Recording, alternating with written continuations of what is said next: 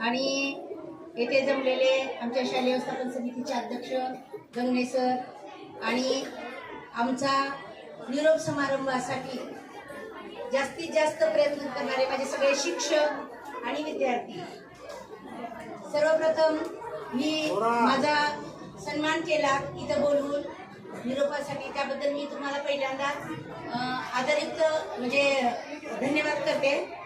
बघा काय बोलावं मला सुचना झालंय, मी असं हे बोलणार आहे कारण या शाळेतून जाणंच हे मला सगळ्यात महत्वाचं चुकीचं वाटायला, कारण मी कधी अपेक्षाच केली नव्हती की मी या शाळेतून जाणार. पण कसं आहे, शासनाच्या निर्णयापुढे आपण शासकीय नोकर आहोत तर त्या निर्णयापुढे कुणालाही काही करता येत नाही. त्यामुळं माझी बदली झाली आणि मी मानेवाडी या शाळेमध्ये गेले. सध्या या शाळेमध्ये मी जवळजवळ 6 ते 7 वर्ष काम केलं.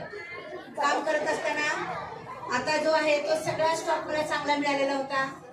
आता कन्या शाळा, मुलांची शाळा ही एकत्र झाली आणि अशा एकत्र शाळेत काम करायला मला खूप छान आवडलं असतं, खूप मजा. कारण मी आमच्या शाळेमध्ये प्रशालामध्ये आम्ही 4-5 जण होतो. नंतर डावरे सर आले तरी आम्ही, माझं काही जरी काम असेल तर मी माझ्या दोन्ही सहकारी शाळेमध्ये जाऊन आमच्या शिक्षकाचं मार्गदर्शन, महिलाचं मार्गदर्शनचं घेऊन मग मला काय काम करायचं असेल तर मी त्यांचं मार्गदर्शन घेऊन पुढील दिशा आखत होते.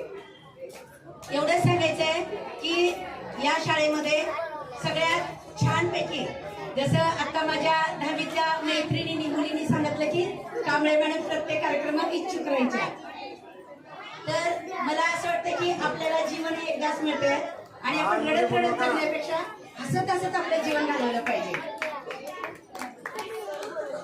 कारण आपल्याला दुःख तर आहेच, पण दुःख कुणालाही दाखवून द्यायचे नाही.